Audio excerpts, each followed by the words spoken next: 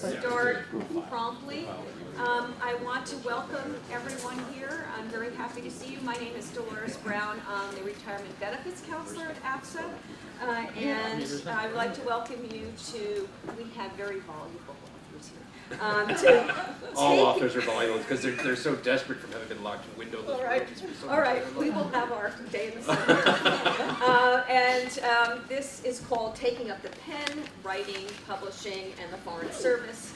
It's part of our Next Stage series, what we call our Next Stage series at AFSA. It's really a series of panels to talk about what you could do, well, as writing, you could do it while you're active duty, but post-foreign service, what kind of options there are out for the talented group that we foreign service officers are. So this is a bit special because we have active duty members on this, well, one member on the panel, Matt Palmer. We have a foreign service spouse on the panel. So writing is one of those things that you can easily coordinate with being in the foreign service. What we'll do is we will have our authors and Marjorie Thompson, who is an editor and helps. She has a wonderful bird's eye view because she works at the ADST, and she has worked with foreign service authors in editing and to find the publishers. So she has a wonderful bird's eye view of what we've done in the past and how to get there. We're going to, each person is going to introduce him or herself, and then I'll answer some questions, I'll ask questions. I'd ask that you hold your questions till the end, and we'll maybe talk for about 45 minutes, and we'll have about 15 minutes for questions. So this also is being videoed. It's okay, please come in, don't worry. If you'd like to sit down, there's some chairs over here. Right up here. It's just, be careful, there is a booby trap in the middle here. This presentation is being videoed so that our compatriots around the world can hear it afterwards.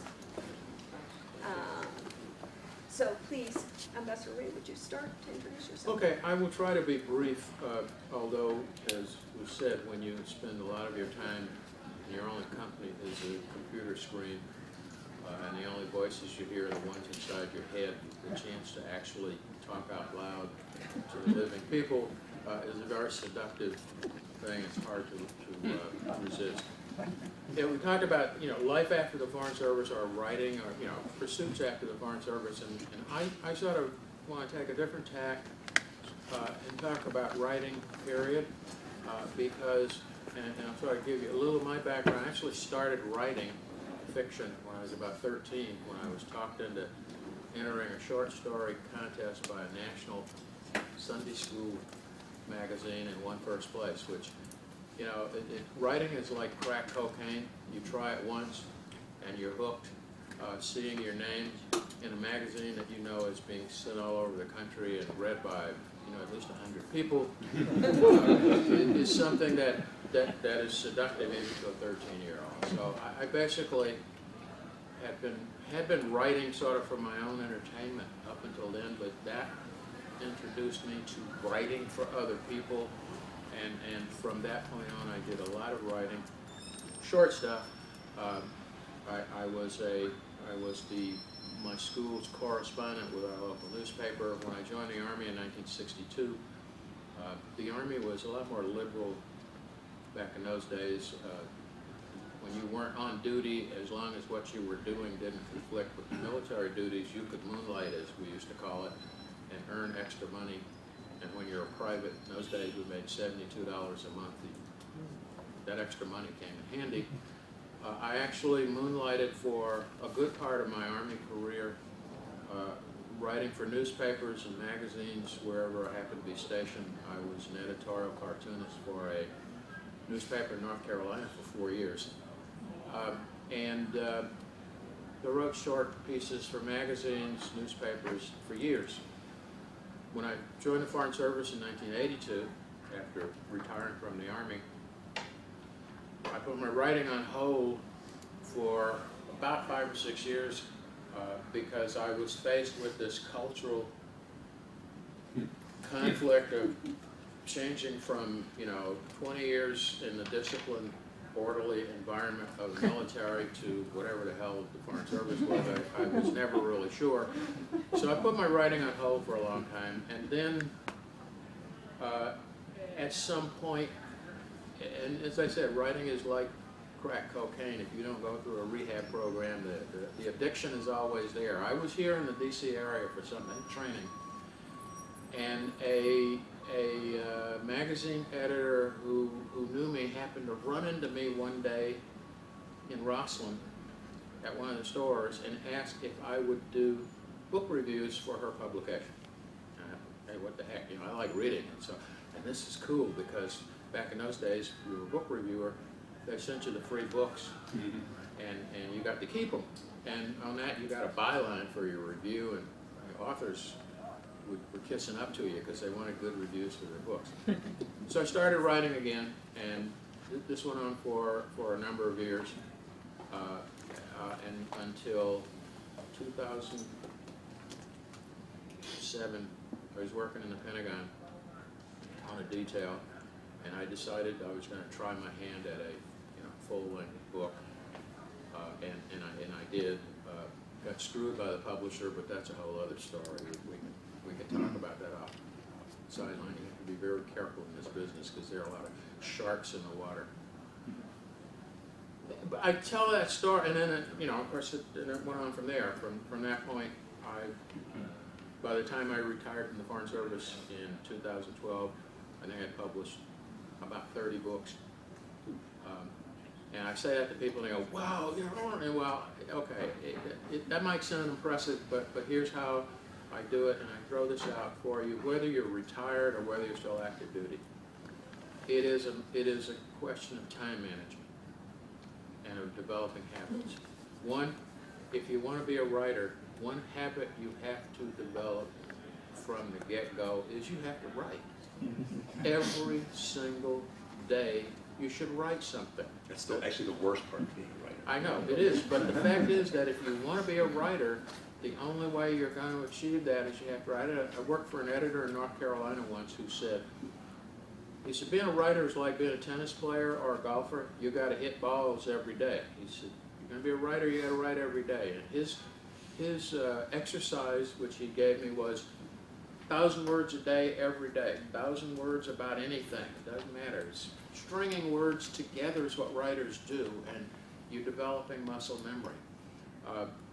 Being an East Texan, and East Texans are modest overachievers.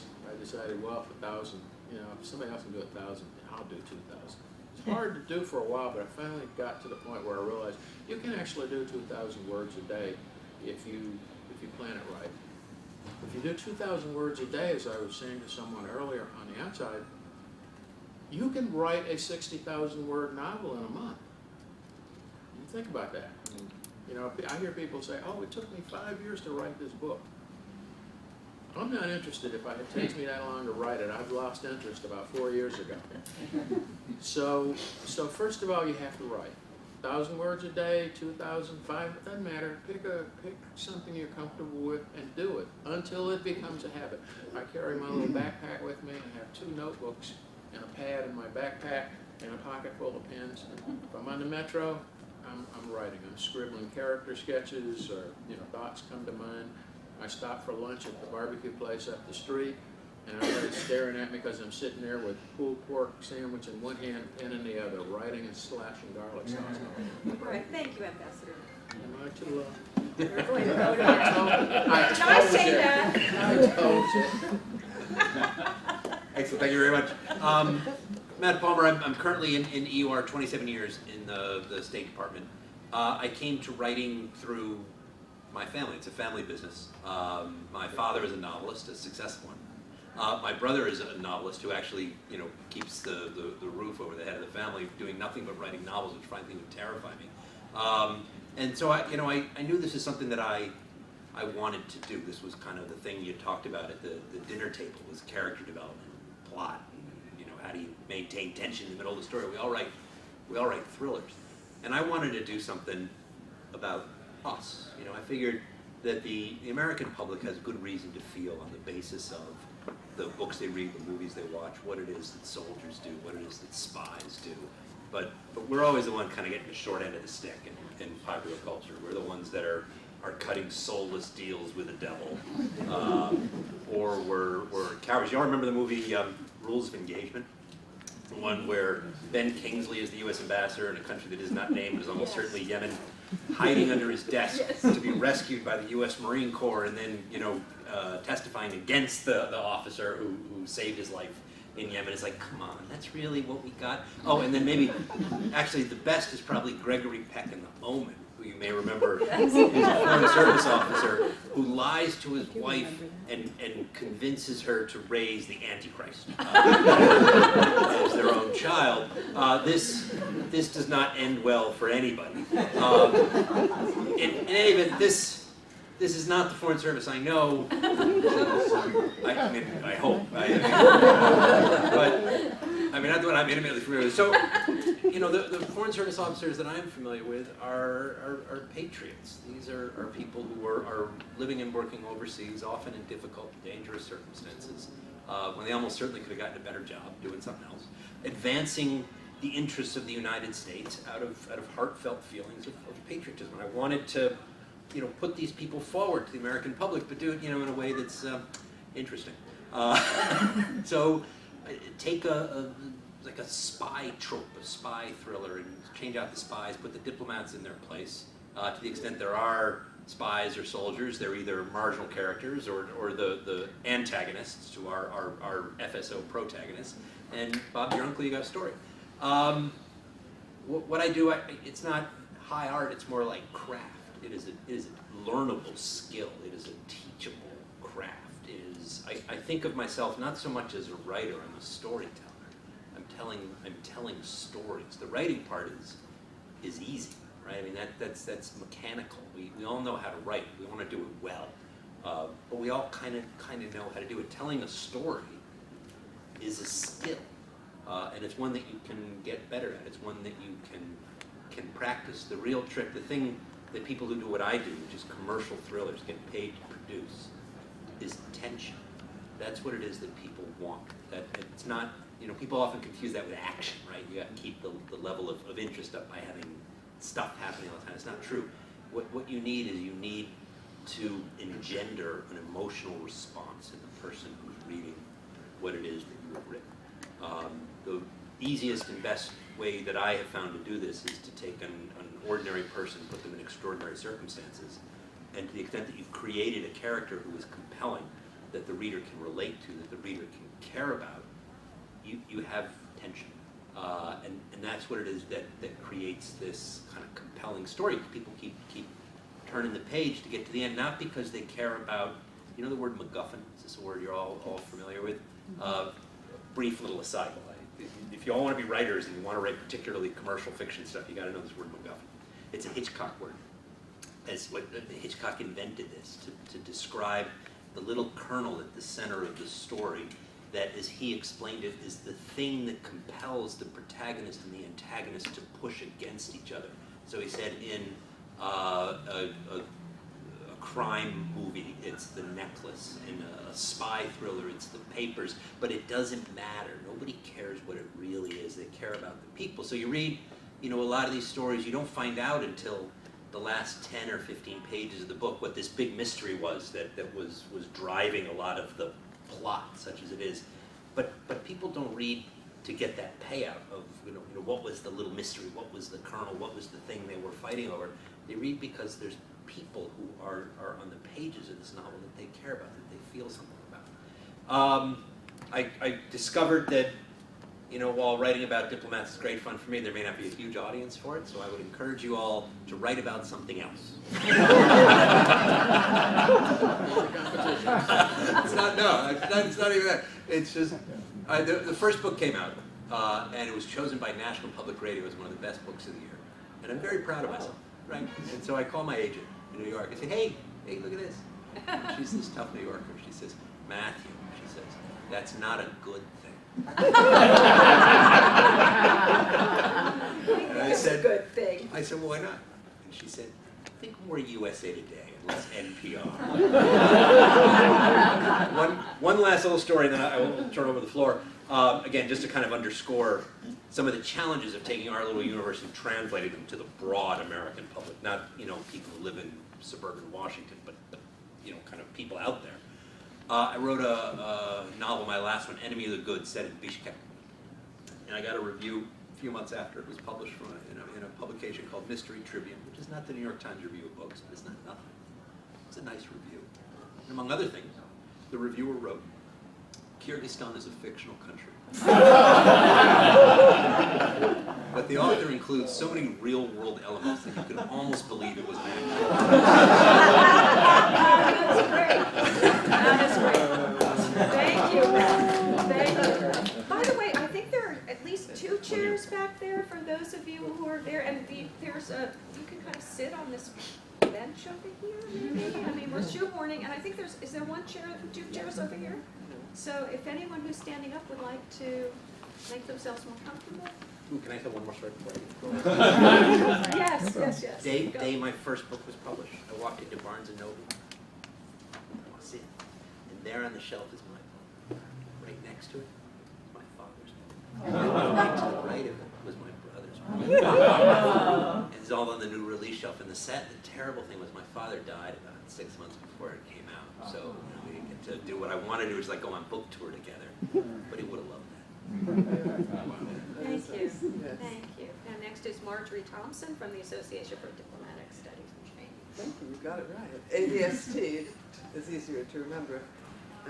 Before I give a commercial for ADST, I want to acquaint you with my philosophy as reflected in H.G. Wells' famous quotation, which you've probably all heard before. No passion in the world is equal to the passion to alter someone else's draft. Something you all, I'm sure, experienced in the Foreign Service. Well, I'm the publishing director and series editor of the association. I've been there since 1995, and before that I was doing something very similar at Georgetown at the Institute for the Study of Diplomacy, back in the day of David Newsom when he was our director. And I was there for about 14 years. I must have done over 50 or 60 or so publications there. Since I've been at ADST, I've had about, more than 100 Foreign Service careers, all of them vicarious, because I'm writing, I'm not writing. Writing is hard, editing is much easier.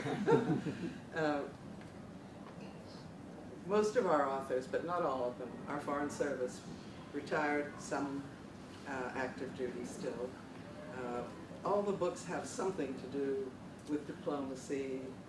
I have one by a Danish diplomat that's not about the Foreign Service. I was interested in your description of what the novels have to be. I've only worked on one novel. It was a wonderful book by Hume Horan, whom some of you may remember, called To the Happy Few. And it was a novel about Foreign Service characters in Sudan and Khartoum when lots of really bad things were happening. And I think Hume was, the hero was the DCN, but the ambassador... For the first time in history. Exactly. The ambassador resembled Hume very closely, I thought. Anyway, it's a terrific book if any of you are interested. It's a really good example of a Foreign Service novel, but you don't have to really know that much about the Foreign Service to appreciate, because it's very exciting, lots of skullduggery and murders, sex, intrigue, terrorists, and so on. So it's a little bit of everything. Okay, so now my commercial break. The Association for Diplomatic Studies and Training. I have to do this or Susan Johnson will kill me. The association was founded in 1986. It advances the understanding of American diplomacy and supports training at FSI.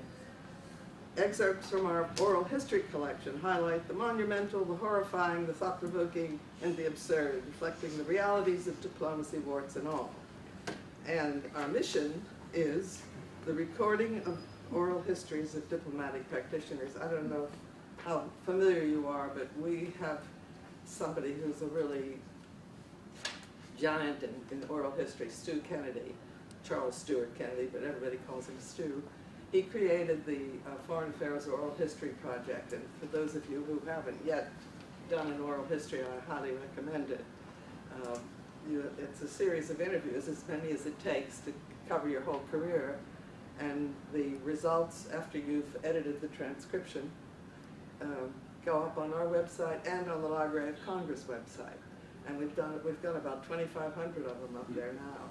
And more scholars and authors and so on are using these oral histories in their work, and so we're collecting encomiums. Also, we help Foreign Service authors and others prepare and publish books and memoirs. That's my job. And when I came to ADST in 1995, I left Georgetown, and Steve Lowe and Bob Miller, who were then respectively presidents of ADST and DACOR, recruited me to come and be of service to the Foreign Service. I said, meaning they were getting bombarded with manuscripts and they didn't know what to do with it. They said, Marjorie, come and do something with them. So I was hired by ADST, and I was there really to serve the people in the Foreign Service who were trying to write books or similar things. And eventually, I created a series called Diplomats and Diplomacy, which DACOR helped put some seed money into, so it's now called the ADST DACOR Diplomats and Diplomacy series. And I hope that you've heard of it or seen some of our books. When we have a book that gets published, we have a big book launch at DACOR, which is very nice. But one of the things the main thing that I do in this job, that's enough of the commercials. I get, nowadays it's mostly in the book publishing area. And people who have manuscripts and have heard of our series and think they'd like to possibly be in it, they get in touch with us. It used to be a free service that we gave away, but we found out that we need to have funds to keep our organization going. So now there's an entrance fee of $3,500, and for that you get the full works of somebody who's going to help you get your book published. I organize peer review. Any of you want to be peer reviewers, you please volunteer. Here's my cards. Whenever I get a manuscript, before I even try to read it, of course I look at it, but I don't read it hard, I arrange for 2 peer reviews. And on the basis of the peer reviewers' judgments, we decide that it looks like a book that I'll be able to find a publisher for. We don't publish them ourselves.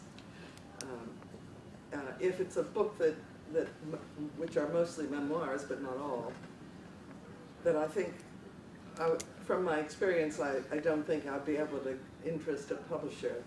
An aside here, the main thing you'll hear is that, though that's a really beautiful manuscript, but I don't think we can sell enough to make money.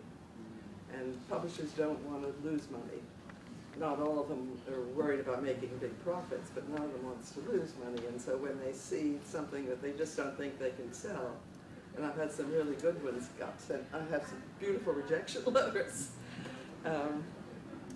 Then we created a second series. This was Ken Brown's brainstorm. I don't know if you knew. He was president of ADST for a number of years. Wonderful man. We created a series called Memoirs and Occasional Papers. We've got about 33 of those published, 3, 4, 5 in the works. In the Diplomats and Diplomacy series, we've published 67 or so. We're just on the brink of 100, and I've got 3, 4, 5. I just got a new contract offer today from Potomac Books for a book by the late Monty Stearns about Andreas Papandreou, the enigmatic Greek. And Monty knew him really well, and he worked on this book for a number of years. He had earlier best-selling books, all of them in the foreign affairs area. But he died a few years ago, and his widow, Toni Stearns, has taken up the cause, and she's brought me the manuscript, and we've worked through it, and I finally got an offer today from Potomac Books, which is now part of the University of Nebraska Press. Am I run out of time yet? Perhaps. Oh, okay. Yeah, I've got lots more to No, tell but you. we will have good but, questions and we yeah, will elicit. but I don't Thank want to go over time. Okay. I'll go fast. I'm Donna Gorman. I've been married to a diplomatic security special agent for, I'm not sure, I think it might be 25 years. I should check. And I was not a writer when he joined the Foreign Service. I was happily involved in my job at an ad agency, but when we moved to Moscow, I was jobless, friendless, pregnant with my first child, had nothing else to do. So I would go out and have these big adventures, and I'd go home and write about them to my friends, just emails. And after about a year or two of this, people kept saying, you should write a book. I don't have a book in me. I don't. It's just a hard skill. But I finally took one of those emails, and it was sort of just a funny, cute story about my son chasing around a camel, and I submitted it to the Washington Post, and the editor called me and bought it. And wow, that's kind of cool. I had no idea. She actually paid me for it, and my name was in the paper. And then, so I thought I'd try again, so I went back to my emails, and I found another good story and cut off the Dear Mom, and I submitted it to Sean Dorman at Foreign Service Journal, and she bought it. I mean, what was going on with this? So I sold a couple things in a row, and I started really minding those emails and looking for things that were stories that would interest more than just my family. Found a lot of them and ended up with a pretty good niche of writing little tiny stories, personal essays, and submitting them to the Washington Post, the Huffington Post, the Foreign Service Journal, places like that. So I've been doing that now for a good, 15 years or so. I periodically try and find real work so I can pay the bills. So I do a lot of corporate writing as well, which is soul-sucking, writing 1,200 words about a dehumidifier, but it works, it pays the bills. And I'm currently also... This dehumidifier sucks. I know. You gotta do more than that. But the pay is good for those kind of things. And somehow I convinced the Foreign Service Journal they should hire me to be an associate editor, so now I'm working for them as well. So some of the time I write, and some of the time I edit. And it's kind of been a good combination of finding a way to do my own personal fun stories, the stories that bring in the money, and learning how to put together the magazine here, and just getting that whole broader scale of writing. So I can answer questions about anything and everything except writing a novel for that. Yeah. Well, thank you. You can see that we have a varied and magnificent panel, and we're going to now focus on the actual practical part of where do I start? Do I need an editor? How do I translate my work into something that might be publishable? What are the practical considerations when you really want to start writing? We have someone who's done articles, someone who's written over 100 books. We have great expertise here. So can we start talking about the nitty-gritty here? Depends on if you want to start in magazines, things like that, you have to know the magazine first of all. You have to have a sense of what it is they want. I spent a lot of time looking at magazines and trying to figure out who would want a one-pager, who wants pictures, who wants a tragic personal story versus a story that educates you, and trying to figure that out. I can put in a plug right now for somewhere if you're interested in doing short writing. I know that at the Foreign Service Journal we have these two really cool sections. One's called Reflections, and it's basically a 700 to 1,200 word story, a personal story about something that happened to you in the Foreign Service. So everyone in this room has that story, and none of you are submitting them. We get so few submissions, and I feel like there's so many good stories out there. And we have another section for family members, and it's only for family members, which of course, as a family member, I love. And you can, same thing, you can write about anything of interest to you as a family member that would interest your colleagues and other family members. And so if you're just looking to compile clips, this is a journal you read, and it's a profession you know, and that's a really good place to start. And then from there you expand. Like, don't start with the New York Times. They're not even going to talk to you, you know. Start somewhere smaller, and start somewhere where you know the audience, you know the publication, and from there you start to build your clips. And then you have a legitimate reason to go to a bigger publication like the New York Times that everyone wants to be in. But I think that's a really good way to start for those of you who are thinking about the cool stories you've developed over the course of your career, is literally in this building. Do you put together a portfolio that you send to the magazines? Who do you write to? Do you just do it blind? You go and you research it. So if there's a magazine, you can look at the Foreign Service Journal, for example. In the front there's a masthead, and it tells you who the editors are. And you go to the top, and you find that person, in this case Sean Dorman, and you email her. And then if she doesn't answer, you can go to the next one down, like that. If you can't find a masthead and you can't find a contact, it's on purpose. They don't want to talk to you, so don't bother. often they're online. You can look Yeah. online and you can just Google editor, parenting Yeah. section, Washington Post, and it'll come up. They won't always answer you. So I like to have a list. If I write a story or if I have an idea, I have a list of, I'm going to start with the Post. If they don't answer me, I'm going to go to the Times. If they don't answer me, I'm going to go to the Foreign Service Journal. I have a list. And that way, when I do get a rejection letter, I go down the next thing. Once you have a clip, you take that clip and you tell them, I'm a published author. I've been published in the Foreign Service Journal. I've been published in the Washington Post. I will send it to you if you want to see it. You don't have to send it to them. And you keep those links forever. You print out the copies forever. Periodically to ask, but usually they can Google your name and they can just find you that way. And what about online services, like the Huffington Post? Were you not published in? Yeah, I've been published a lot in Huffington Post, although they've changed their structure now, and I wouldn't recommend working for them because they don't pay, and that's a horrible place to be. But the Washington Post, for example, has a whole writers network, so once you get in, they enroll you in their network, and now I can get in there anytime I have a story idea. I just go through and I click on that the editor, say, oh, I want to write this for you. And sometimes they answer, sometimes they don't, but I'm in their system and they pay. It's great. So once you get in, they often have those kind of structures where they keep you in the fold. Now they'll email me, we're looking for parenting stories. If you have one, let me know. I have no parenting Have you ever tried the stories. Atlantic? Yes, the Atlantic keeps rejecting me, so if anyone has it, They pay well. they pay well and they're fabulous, but the problem with these big national papers is you can't start there because everybody's starting there. So it's hard to find your niche, and if you have a good personal story, there are tons and tons of local newspapers and smaller magazines that often pay better, and you can just go straight to them, and then you move up the ranks. What I do, if you want to publish a book, fiction, with a legacy publisher, by which I mean one of the New York houses, you're going to need an agent. There's no way in the door without an agent. They use them as filters. You can send them a manuscript, it will sit on the slush pile, and no one will read it. So the trick is how do you get an agent? And that's a lot of shoe leather stuff. I cheated. I have the same agent. My father, my brother, and we all share an agency. We share an agent. We have for a long time. It was kind of an easy foot in the door for me. But that's kind of the challenge there. The good news is that self-publishing is an entirely respectable part of this profession. In fact, I know people who either have had legacy publishers or could have legacy publishers who prefer to go the self-publishing route because they get to keep a greater percentage of the profits from the sales of each book. And there's all kinds of ways to do that, whether it's just ebook or whether some of the self-publishing forums make it possible to get actual physical copies of books through that mechanism. The thing that the legacy people offer you that those typically do not is access to bookstores. And it's the legacy publishers are the ones that will get your book on the shelf. The thing to remember about this is, who the hell goes to bookstores? Bookstores are lit. So that in some ways is more an ego thing than a commercial thing. I'm not sure that it really matters that much whether you're on the shelves in Barnes & Noble.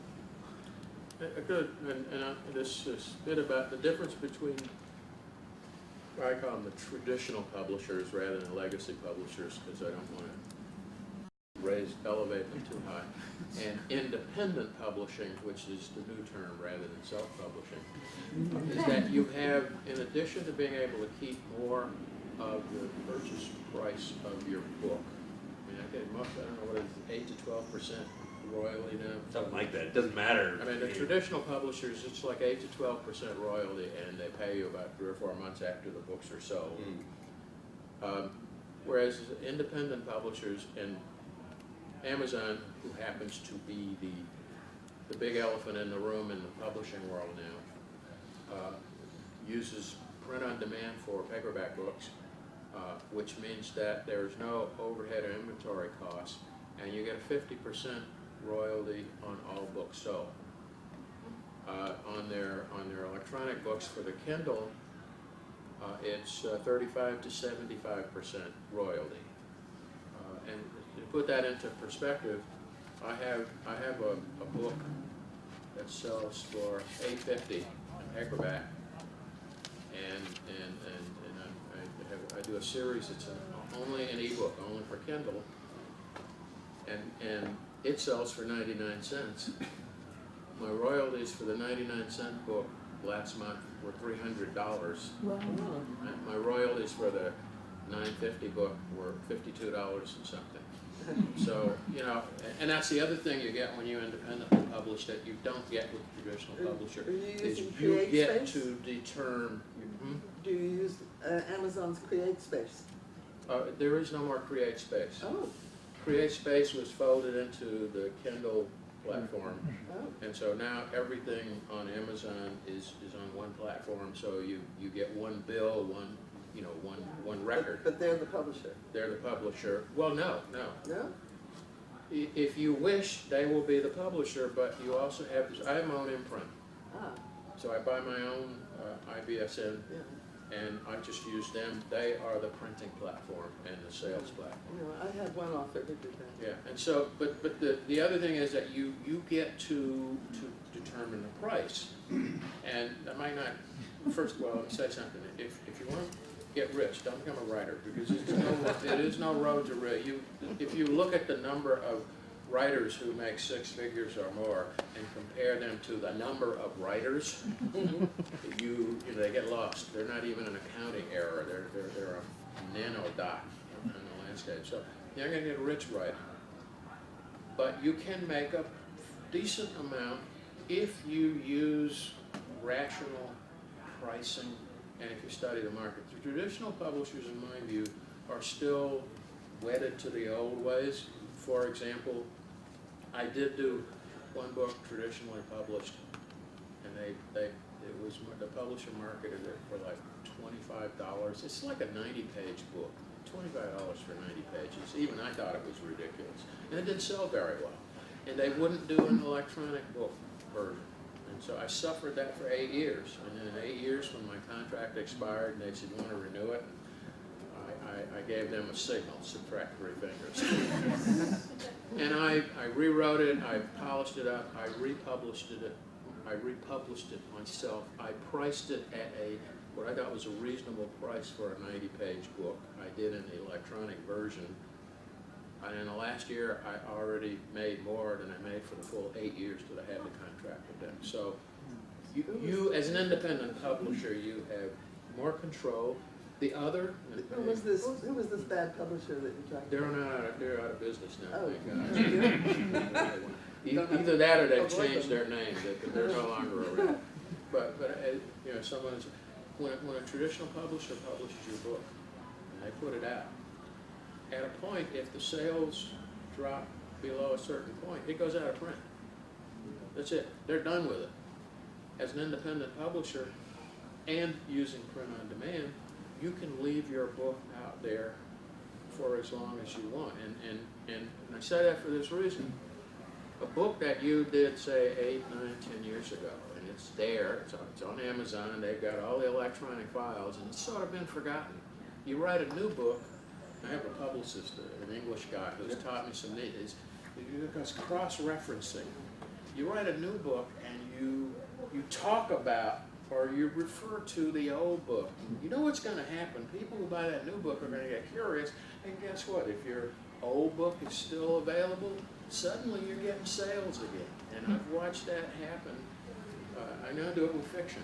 My characters are all over my books. I mean, I take a character from one of my westerns, and I mean, he rides his horse through all kinds of places. Every time one of the books comes out, that old series gets a bump in sales. So It's called the long tail, and forever is a long time. it is. As long as you're alive, you're an independent publisher, your book is alive. If you're traditionally published, your book is at the mercy of some accountant somewhere who probably hadn't written anything since the last time he wrote his mother.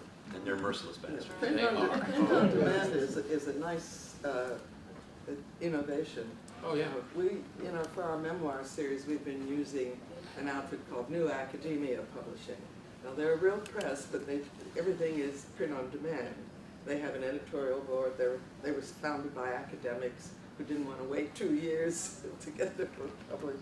So they said, well, let's do it ourselves. But they have peer review and so on, but all the books are published print on demand, which means you start out with one copy and then you can print as many or as few as you want.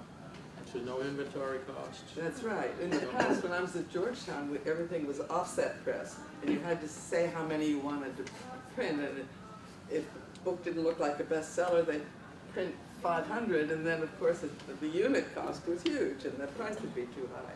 But in this case, most of our books, the paperbacks are 20-something and the hardcovers are 30-something, and they're print on demand.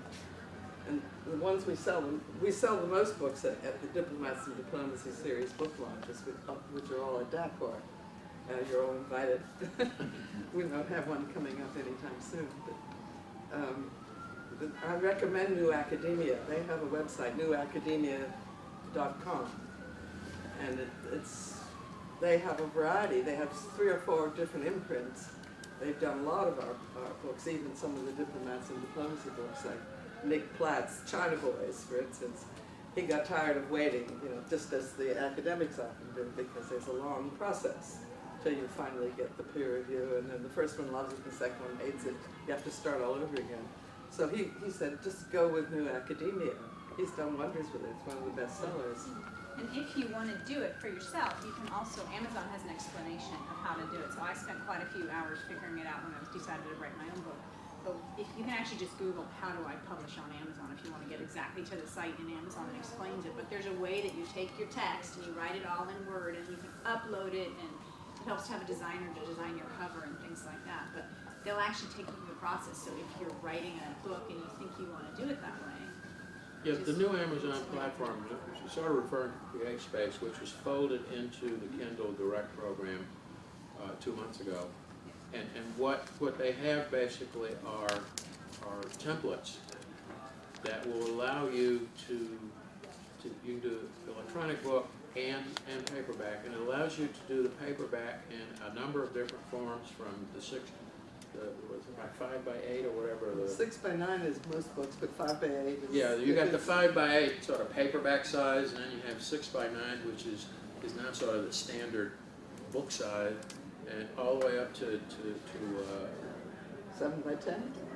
no, 10, 12, 11 by, yeah, 8 by 10, 8.5 by 11, which is just short of coffee table book size. And they literally take you through everything from title page to contents page, index. I mean, literally, it takes a little while to get used to it, but anyone who's used Word or PowerPoint can use it. But they also, if you're artistically inclined, have a utility that allows you to build your own cover. Or you can have someone do your cover A lot art. of publishers will ask the authors for suggestions, Right. And so that's I mean, but in pictures, terms of etc. saving overhead, if you can learn to build your own covers, or you get an artist who like share the royalties with you, you can actually do it for incredibly low overhead. And because it's print on demand, which to me is, I don't know why it took them so long to come out with this. It's like just the in time. technology. No matter what route you go, though, one thing that's important to keep in mind, there's an old expression in the business: if you ever have a secret that you really, really need to keep, put it in your first book. This might be a good time to talk a little. We don't have as much time as I would like, but the role of an editor and how necessary, because we're talking about publishing on demand and kind of going right to the meat of the matter. But what is the role of an editor? Do you need an editor, and where do you find an editor? Washington has a lot of freelance editors that can be found. There's a Washington Book Publishers Organization, and they have a directory and so on. But I'll talk about the editor's role. An editor wears 2 or 3 hats. If you're working for an organization, as I did at Georgetown and now at ADST, you wear 3 hats. Because when you're editing, of course, your first duty is to the author, because you want to help the author to get the best book that he or she possibly can.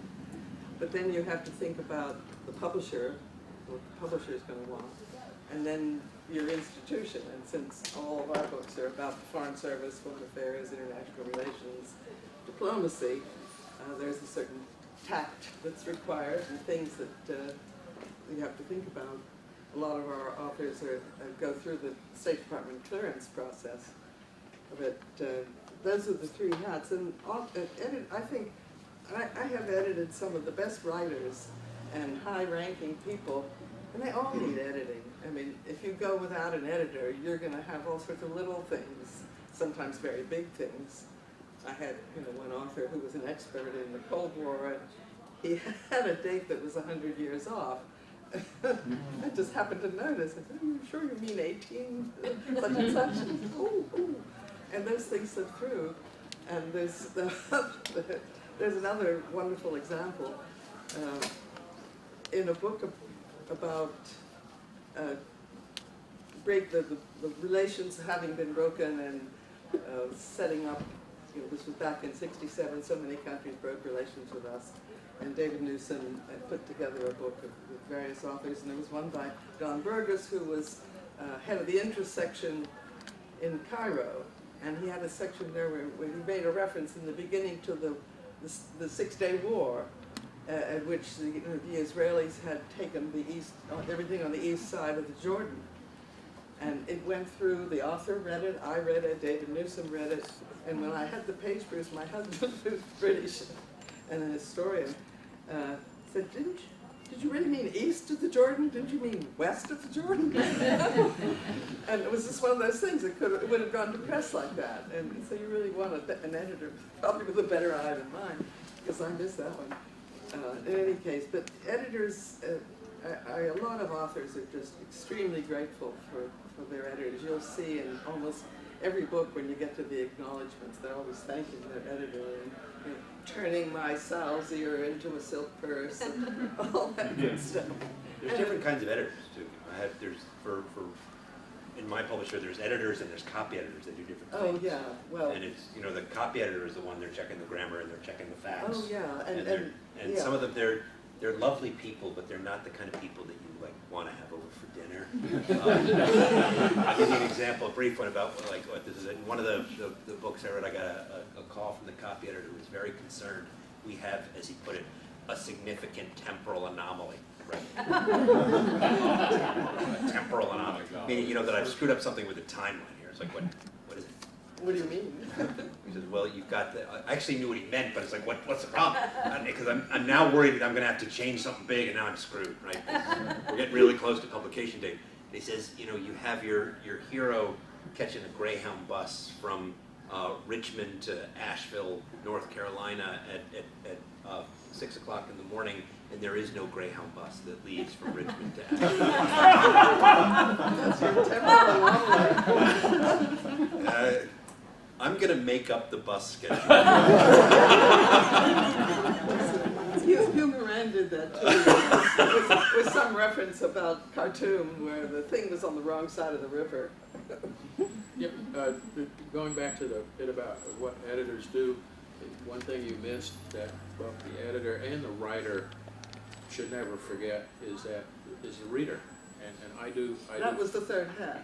Oh, I sorry. didn't get to it. Oh, I'm sorry. I do editing for a publisher in New Zealand, and basically what I am is I'm sort of the first reader that you go through, and not so much looking for errors, but is this something that a reader's going to keep flipping pages, or are they going to rip it up, or are they going to fall asleep?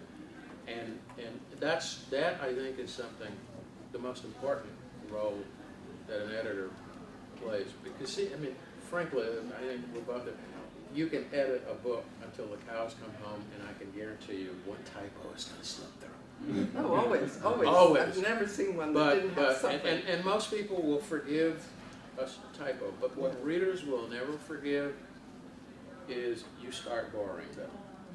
That's a different sort of editing. Right. That's the acquiring editor and the Right. peer reviewers who say, is this book something you want to Yeah. publish? Is anybody going to want to read it? I mean, Well, and how can you make it better, too? I mean, that's the thing. Oh, yeah. The value that I got out of my editors, Oh, the yeah. acquiring editor, Oh, is always. they look at the manuscript and they say, pretty good. Let me But- tell you what you need to do to make Yes, it better. yes. And then they tell you, and then they're vague, right? Because they'll say stuff to you like, the relationship between character A and character B starts to sag in the middle. You've got to tighten that up in some way. To which you, as the writer, say to them, how do I do that? you have to learn. And the editors say, how the hell should I know? I'm just reading it. Where do you find an editor that you can mesh with? How do you find that You person? look until he hits, you look until he lands on your doorstep, because until, I mean, even if you've met face to face, until you've actually gone through a manuscript, you don't know. I mean, it's like collaborations. Oh, definitely. I always wanted to do a collaboration, although I figured it would be hard. And then I was forced by my editor to collaborate with another writer who happens to live in Bolivia, Okay. who is, his plotting is like, man, this guy is great, but he can't spell for crap. This guy can't spell cat. And it was an experience that I will never forget. We would go back and forth, and he was complaining that I was too terse in my descriptions, and I was complaining I was spending more time having to correct his spelling than figure out what my character was going to do next. And we wound up, though, in the end, with an editor who was a great referee, with a book that is now in its second printing. So, you know, thanks. If you're writing for magazines, you don't need an editor to help you because the magazine is going to have the editor. Yeah. So like, for example, one of the things Yeah. I do at the Foreign Service Journal is I am the editor, and so I get to look at it and say, you know, here's something you should do differently. I've seen it from that side as well. If you have a magazine editor and they make a suggestion, you pretty much have to take it. You can argue about some stuff, but once you've sold it, you've given the money for it and signed the contract, it's their piece of work now. So if they want to change this, you know, the word blue to the word green, you kind of have to go with it. But you do, if you're going to write for magazines, you want to find somebody who is not your husband to read your stuff ahead of time. And if it's fiction, it's even more important that it's somebody who's far from you, because they're all going to think it happened to you. Oh, really? You did that? Fiction. So you want to find somebody, if you join a writer's group, that's a good idea, or if you have somebody who is a colleague in a past life or something like that, where you feel like they can, because it's hard to edit other people's stuff and say, you know what, I don't like it. So you want to find someone who's honest with you about the parts that don't work. It can't be your spouse, it can't be your kids, it cannot be your mother. But once you go through the editing process, you're stuck with the editor the magazine has. If you don't like what they do, you don't get to sell it to them, you have to take it back. How many of you are thinking of writing fiction? I mean, okay, because I'm basically nonfiction. Some of the things that you're talking about are don't quite apply. Of course, you always want it to be interesting. It's not the same thing. You don't have a plot line and characters, conflict. You know, it depends on the subject. But I would like to emphasize that in looking at your writing, especially nonfiction, but I presume fiction as well, you want to aim for clarity, because a lot of writers, you know, they get all their thoughts, and before you know it, you don't know what they're saying. And so you want to aim for clarity and conciseness. I think it's probably time Yeah. that we open up for questions. What I want to say is that Donna Orman must leave us at around 4. I think we have the rest of the panel till about 4:15. So if there are any particular questions for Donna, maybe we could do those first and then soldier on. Anybody for Donna? And, It's a general question. all right. Anybody has a specific question for Donna? Yeah, you're done, right? Yes, I Your am. show? Sorry. In which case, no, I don't. When you look at the Foreign Service Journal, what kind of stories are in high demand that you're just not getting?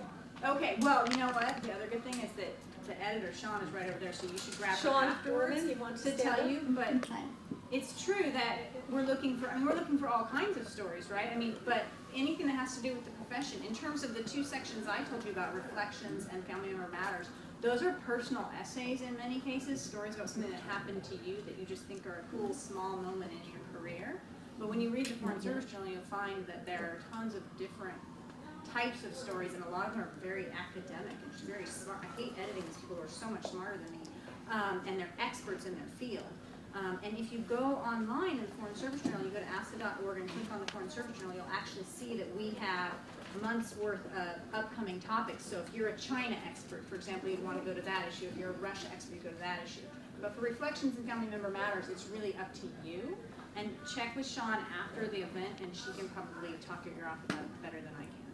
Yeah, and I'd be happy to speak to anyone about potential writing for the journal, and just to say that we're always looking for articles on any current issue that is of interest to community and diplomacy and,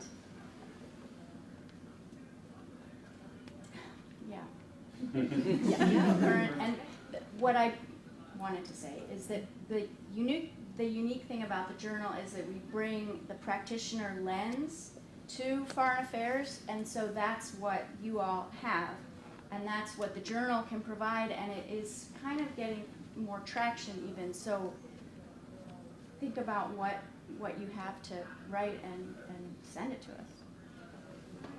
Any other specific questions for Donna before we allow her to escape? Well, this is more or less a Donna question. I'd like you to go a little deeper on breaking in. I know my own situation, kind of alluding to what I was hearing on this side of the room, was back in the 80s and 90s, I used to publish a fair amount for journals. I was even guest editor of a journal. I even got paid for things. Then I joined the Foreign Service. Stopped. Started again about 5 years ago. And breaking back in, if I hadn't been for a friend who was with the New York Times, who introduced me to someone at the Huffington Post, I wouldn't even have gotten in there. Yeah. So there I've published a number of times It's the really past hard. 2 years. It's really hard. And now they've closed their opinion section, so that door is slammed again. And So- yeah, it's hard. But there are still places that are paying, and like the Washington Post, actually, it's hard to get into, but they have a lot of paying sections, and they take everything from opinions in there. It's not their op-ed section, but within their op-ed section, they have like I wrote about getting kicked out of Russia, getting PNG from Russia, so it was just a straight up, this is a story that happened to me, and they bought it for their op-ed section. But then within their parenting section, you can write researched articles, or you can write about funny thing happened when I was changing my kid's diaper articles, different kinds of things like that. But what you really have to do is get in there and find the right person to send it to. A big place like the Washington Post, if you go in to contact us online, you can pull up a whole list of all of their editors, and most of them have web addresses that you can send to. And then in the title, you always put your name, submission. I'll put Gorman submission and whatever the catchy title is. I don't really waste a lot of time on my letter if it's an essay, because they need to read the essay to know if they want to buy it. But yeah, I spend a lot of time online just trying to find those online mastheads and trying to find their email addresses. If you're on Facebook, there are writer sites you can go to, and then they will, if you go there, you can say, hey, does anyone know the health editor at The Atlantic? And people will help you out that way. So you have to get onto one of those Facebook sites. I'm going to look it up while I'm here and see if I can find it. That goes for book publishing too. Every book publisher has a website, and they have, they almost always have a section on prospective authors, guidelines. I've got a whole bunch of stuff here. The things you can get off of the web of what they want, what you have to do to approach a particular publisher, the kind of proposal that they want, what they want in the proposal. So it pays to look on the website at any book publisher that you're interested in. And there's books that aggregate that information as well, the writer's market books. Yes, and well, if you're looking for an agent too, the literary marketplace is a place to look. Yes, sir. I sent a piece to the Washingtonian, and I followed their guidelines. I said, don't do this, and I sent them off, and no response. Yes, that'll happen. And it went on, I wrote back, anyway, they're regular response. Any thoughts on that? Is it? My biggest day was when I actually got a rejection letter from the New York Times editor. So it's like, he found me, he knows I'm alive, and he doesn't like my work. You almost never do here. It's hard because they're getting so many submissions. What I find helps me is when I write an article and I'm going to submit it, I think about, okay, let's say this jerk at the Washingtonian doesn't like me, who am I going to send it to next? And then I give them a certain amount of time. Usually, depending on publication, it's as much as 2 months. And when that 2-month period is almost done, I send them another like, hey, just checking in case you're not interested, and then I send it to the next person down. Often you're not supposed to do multiple submissions, but often I do that because I've only once gotten in trouble where 2 people wanted to buy it from me, and it didn't make them reject me forever. So you can do multiple submissions, but you have to be careful. It helps though to have a list of people, and when you get a rejection, you write it down, you make a little happy face because somebody actually responded. It's very rare for people to respond, and it's very frustrating. Do you have time for one more? Yeah, I'm just checking for this Facebook page. I will stick around for a little while longer, but I do have my daughter's play to go to. Yeah, she's a Yes, sir. I just wondered in terms of short form too, how useful do folks find you know, all the social media platforms available today. Like, for example, I subscribe to Medium, and I read a lot of interesting stuff on medium.com that they compile from other people's blogs. So people will put, you know, some really interesting essay on their personal blog, it'll get picked up by Medium, and then perhaps I'll be interested in that author and go on and look for more stuff by them, but that's all self-published And they don't pay, stuff. and it's so frustrating. Yeah. What I do about that is, as a writer who's been paid, I don't work with people who don't pay. Because I just feel like that's kind of what I can give. I did back in the past. That's how I got enough to post. They didn't pay, but I needed the clips. And they know that, but you don't ask your dentist to work for free, you know? Yeah, but So as a way of getting started, it's a I'm way of getting asking started too, and getting clips. I mean, is somebody, publisher that you want to pay you, gonna look at that and say, you know, why should I buy the cow? Right, but that's why I hype people like the Foreign Service Journal, where you know they're interested in these kind of stories and you know they pay. I try to find paying customers because I really feel like we shouldn't be giving it away. But it's true, places like Medium give you a chance to put your voice out there, and I have published some stuff on the Huffington Post when I couldn't get it anywhere else, but I knew I wanted it out there when I felt like it was an important story.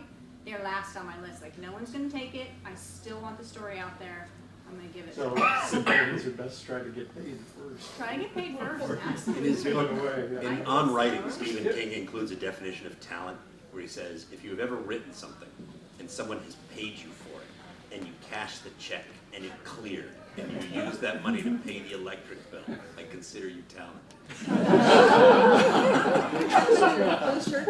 I wonder if you can address the redaction issue. So what happens if you submit it to state for redactions and then they come back with 10 pages blacked out, and those 10 pages were written on your home computer? Are you expecting to be prosecuted shortly, or what happens? No, most of my authors are Foreign Service or ex-Foreign Service, and the things that get their antenna up are things that relate to intelligence and anything that's classified.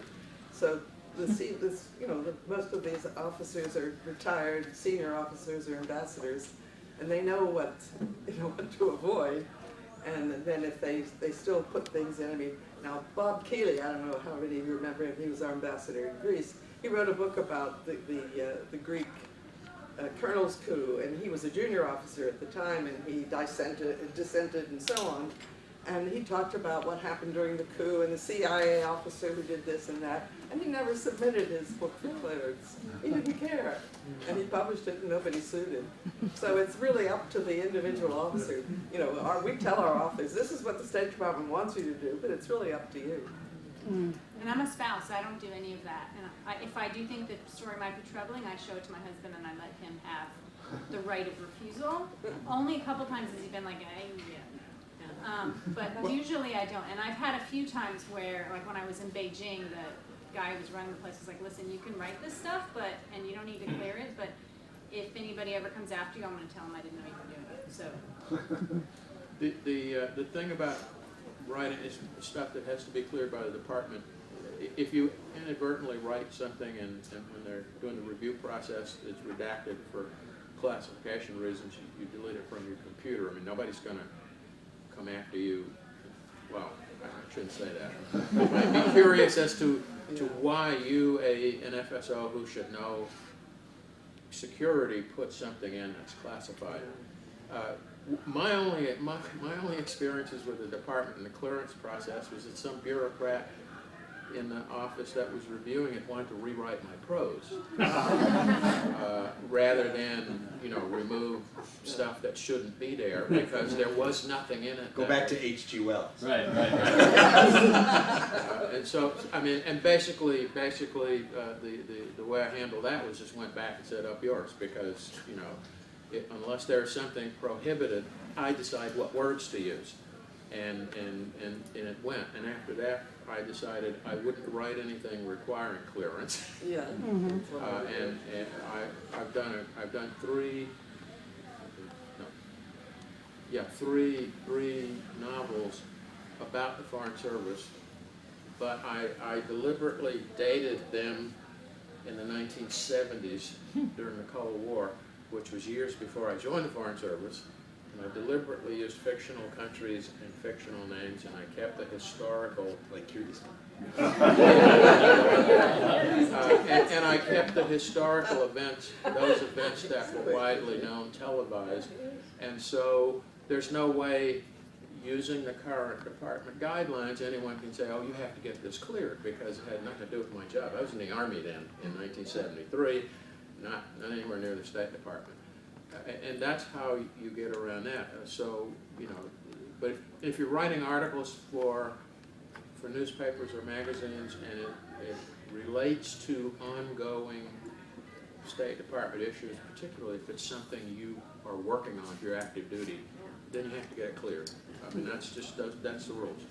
And what they're supposed to do, though, is look at it for information that is not to be publicized, like not so much necessarily classified. One hopes you know better than to include classified, but it could include sensitive information, sensitive but unclassified, personally identifiable information. You can sometimes just change a word, you know. Yeah, Instead I of mean, saying and that's the CIA agent, you say the the government experienced official. people in the bureaus will work with you to try and, you know, get the story out without having to violate any rules. Every now and then, this is the State Department, this is the Foreign Service. I mean, you hand someone a piece of paper and their first instinct is to rewrite it. And here are all the rules, you know, here's the basic bureaus that deal in offices that deal with manuscript and publication Most clearance fiction, process. though, by the way, if you're writing fiction, most fiction does not require clearance. Can I just back up real quick to the last question? If you're on Facebook, there's a couple of sites that are really good. If you're a spouse, there's a site called EFM Freelance Writers and Editors that you can join and talk to other people about what they're doing. There's also a huge site called Binders Full of Editors Seeking Their Freelancers. Yes, it's mostly women, you might guess from the title. But there's Binders Full of Editors Seeking Their Freelancers. And there are editors and writers on the site. They'll ask you a few questions to prove you can join, but then you can go on and you can say, I have this story idea, where can I send it? Or I'm looking for this editor who knows them. So those are good places to look on Facebook. There are other sites too, but those are the ones I use the most on. What was the EFM? EFM, hold on a second, my phone just shut off on me. EFM, Freelance Writers and Editors. And it's only for people who are in the Foreign Service, so it's dealing with all of their issues. It's pretty good. It's a smaller group. The Binders one is like thousands and thousands and thousands of people, but there really are a lot of editors on there, and they'll introduce themselves and say, I'm looking for a story on whatever. I can recommend a good index if anybody's looking for one. Okay, I think we have time for one more question. Yeah, he's been. Yes. Right, I have a question for Charlie, maybe Matt. Charlie, you told us a lot about using Amazon print on demand and Kindle, but what would you say is the biggest downside of using Amazon as a platform? Well, I mean, one of the downsides is that there are other book distribution platforms that you're not on. I mean, however, I'm not on them, not because being on Amazon prohibits it, but because I just don't want to take the time to go through the reformatting that would be required to put them on there. And I'm not in it to make tons of money. I get a fairly good deal from Amazon. I don't have to keep like 3 or 4 sets of books to keep track of stuff. It's not a question of exclusivity with Amazon. The only exclusivity you have with Amazon is if you're on the Kindle, if you do an ebook for Kindle, they have a program called it's the Kindle Direct program, which is enhanced royalties, enhanced distribution, and as long as your book is in the KDP program, it cannot be on another platform. If you take it out of the KDP program, it can still be on Kindle with slightly less distribution, slightly less percentage on royalties, but then you can put it anywhere else you want to. So there are a lot. I mean, so I guess in a sense, I mean, Amazon.